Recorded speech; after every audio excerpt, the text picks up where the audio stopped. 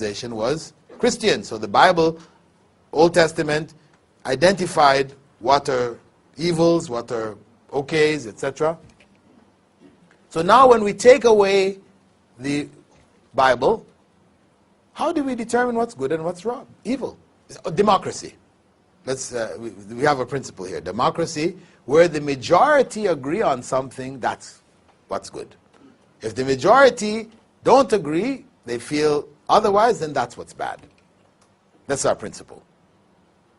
What that does, of course, is it removes any solid basis for morality in the society. Because if the majority feels something is good today, it's good. If they think it's bad tomorrow, it becomes bad. What was bad today can become good. So, where is your basis? And that's exactly what has happened in the society. That the values that were held have been turned upside down. Before the 70s, if you asked anybody in the 60s, for example, about homosexuals, they would say, oh, bad people, corrupt, sick, an abomination unto the Lord, as in the Old Testament. And the psychiatrists considered them to be ill. They had all these treatments in their psychiatric manuals, you know, electric treatment, drug treatments, all kinds of treatments for them. But by the middle 70s, things turned around. All of a sudden, you ask the average American, what's the case of homosexuals? They say, alternative lifestyles. You know, it's just another way of living, you know. Different strokes for different folks. You know? This is how it's put, you know. Who am I to say? I personally not, but you know, if they wanted to be that way, it's their thing. It's okay. And the psychiatric profession removed the illness of homosexuality from the book, and they replaced it with what? Homophobia. Those people who still have the nerve to consider homosexuals to be sick and, you know, despicable, etc., these people are now sick. And they need to go to the psychiatrist and get, you know, reprogrammed, corrected, right? And I don't know if you've been following the news, but recently I was banned from Germany for life, right? I gave a lecture in Germany, in Frankfurt, Germany. This is just 2 months ago. And alhamdulillah, big public lecture. After it, 17 Germans accepted Islam. Alhamdulillah. After that, on my way to the hotel, the German SWAT team came and surrounded the car and took me down to the police station and read me a manifesto from the mayor of Frankfurt saying, you are banned from Germany for life.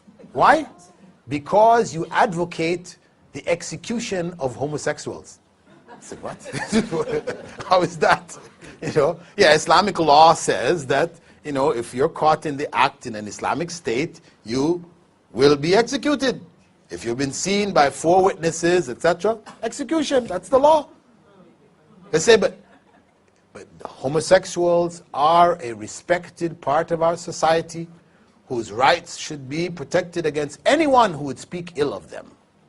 You know? And we fear that you, even though, yes, you're saying that you don't call for their execution, that this is Islamic law, but we fear that at some time you may say this to the young people and tell them to go out and kill homosexuals. So therefore we will ban you for life. You know. So, Allahu Akbar. You know, this is their position. And of course, you know, this is just an ongoing saga with the homosexuals. So if you go on YouTube and you click Islam and homosexuality, there's only one lecture, mine.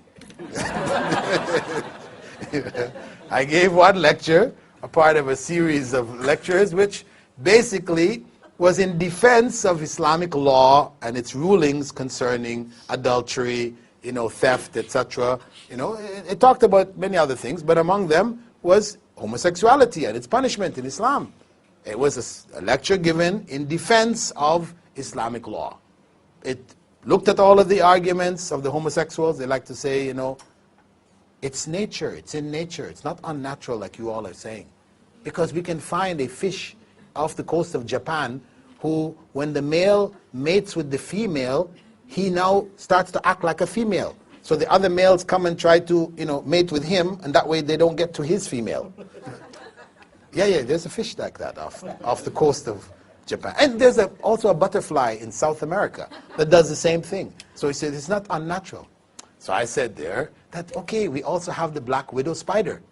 The black widow spider, when she finishes mating with her husband or mate, she kills him and eats him. So is that okay now? We say it's natural for wives if they, have that inclination to kill their husbands and eat them. So I went through their genetic arguments and all the different arguments, and I showed that they were false. So I've attacked the homosexuals according to their judgment, because it is not for them, it's not enough to say, well, okay, we accept you. You have the right to make your choice. No, they're saying, don't even say anything against us. Not only toleration, we want to be respected and liked. And they have now introduced into the educational systems of the West. In the States, kids in grade 1 on the East Coast have a book which is called My Two Dads. Yeah, grade 1, My Two Dads. In it, Johnny has 2 dads, Tommy has a dad and a mom.